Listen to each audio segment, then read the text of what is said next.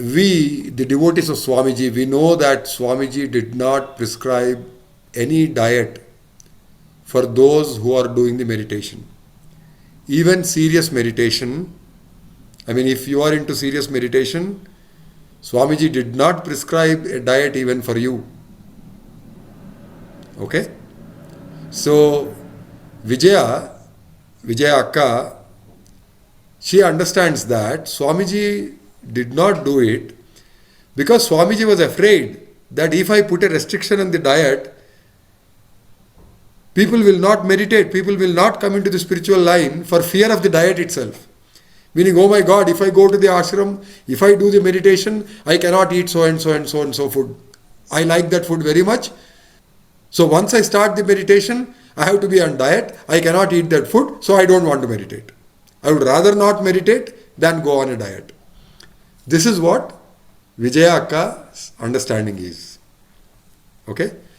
But then I have a different understanding of that, Vijaya. So let me put that across to you. See, Swamiji did not advise any diet to anybody who was doing sadhana. Okay?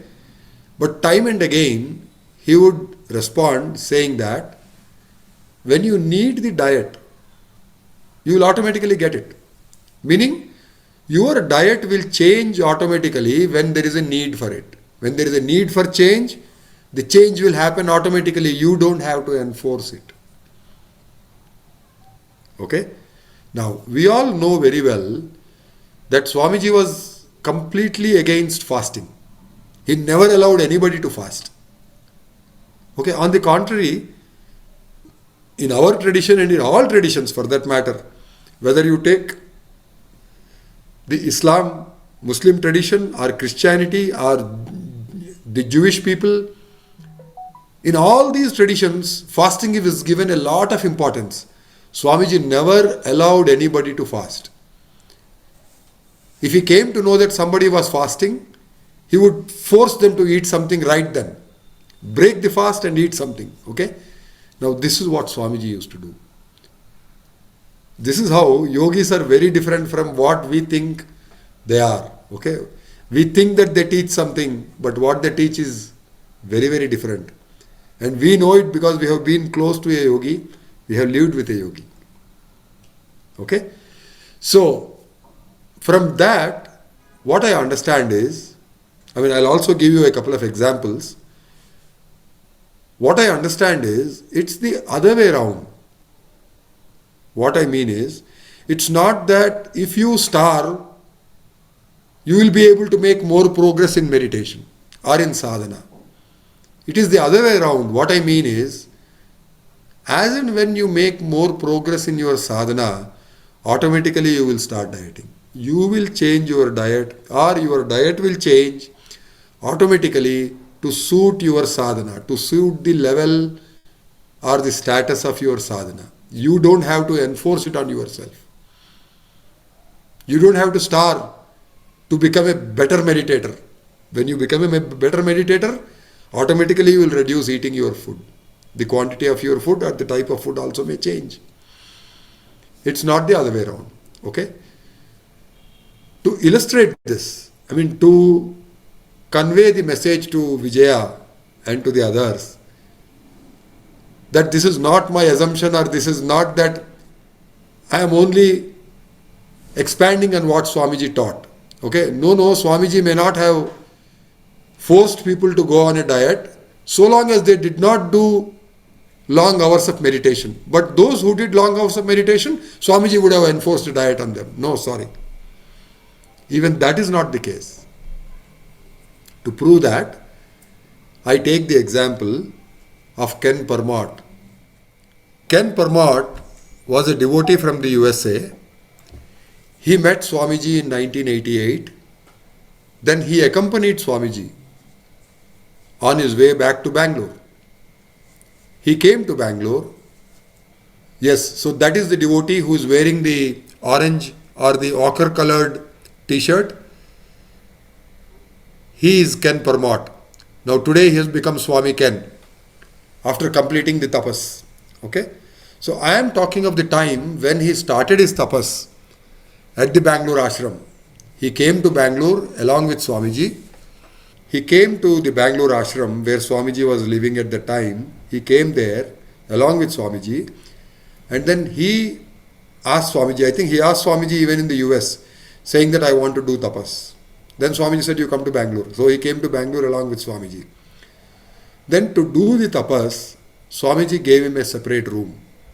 Generally at the ashram, because I told you there were 30 of us, right? Many of us used to share rooms. A single room was not given to a single devotee. No. Every room had 3-4 devotees sharing the room. Okay?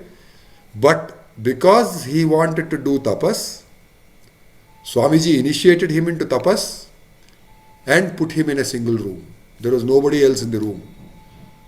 Not only that, he was not supposed to meet or talk to anybody 24 hours a day. He never met anybody, he never saw anybody. Understand? That is called tapas. And Vijaya, please note this. I am talking of tapas, the highest stage of sadhana. The most intense sadhana. Okay? And you know what is the kind of food he ate during that time?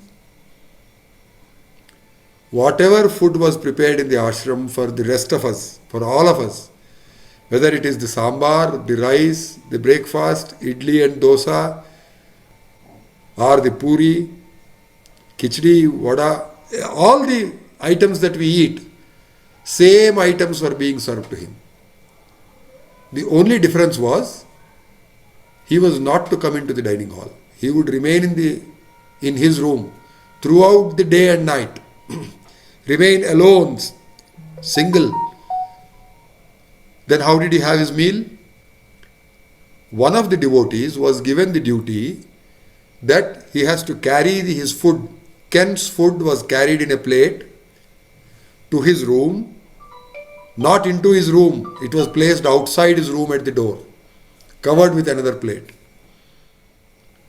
So whenever Ken felt like eating it, remember I told you that there were timings.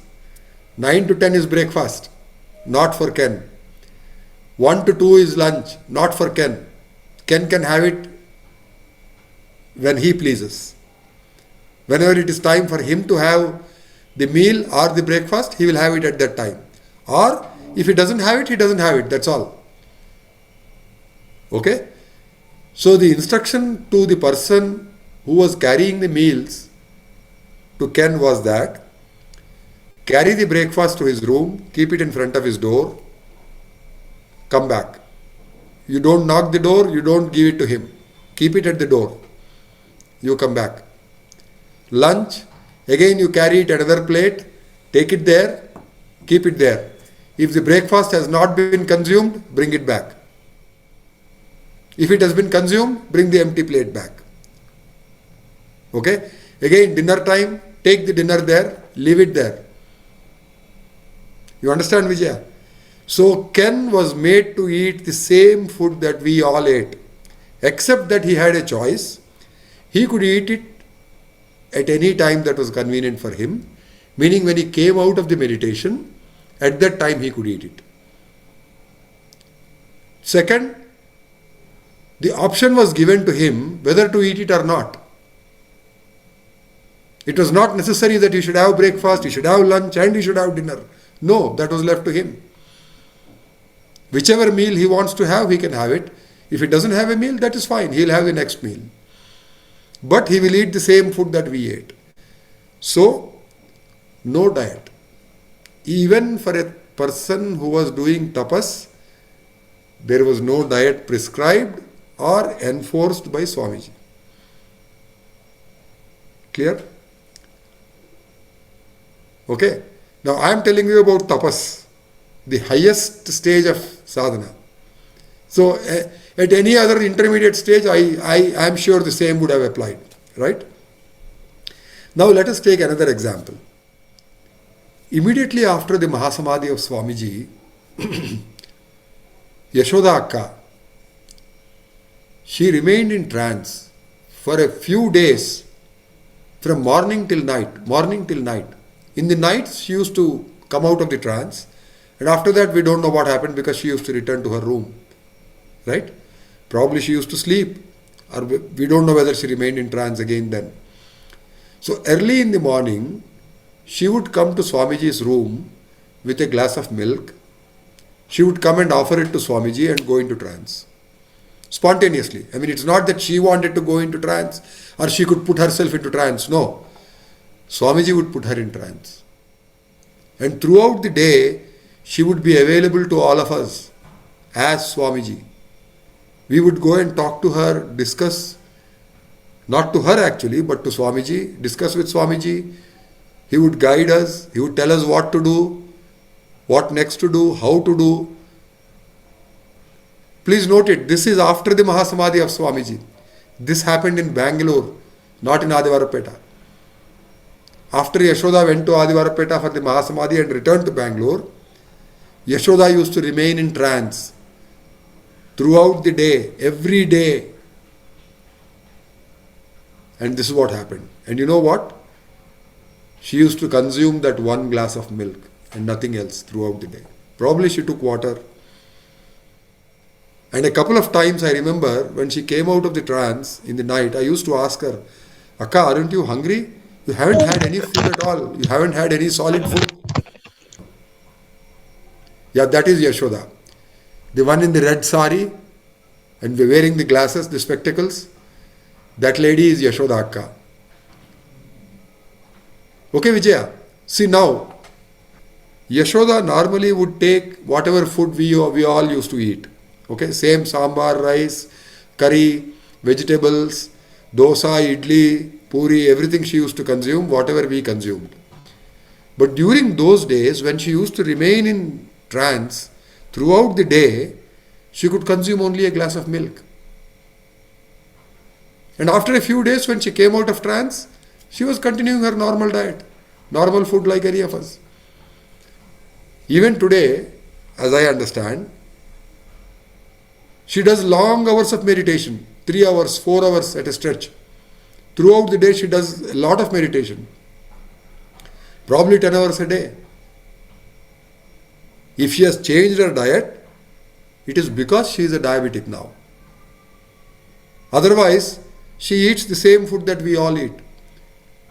When she prepares the prasadam for the mass feeding, she has the same food. She doesn't take any different food. There is no dieting in the sense that you asked. Okay? She is on a diabetic diet, but she is not on a diet for the sadhana part of it. Okay, Vijaya? So again, to put the whole thing into one point, I am telling you that starving yourself, you cannot progress in sadhana. As you progress in sadhana, I mean, don't restrict your diet, don't be on a diet just for the sake of sadhana.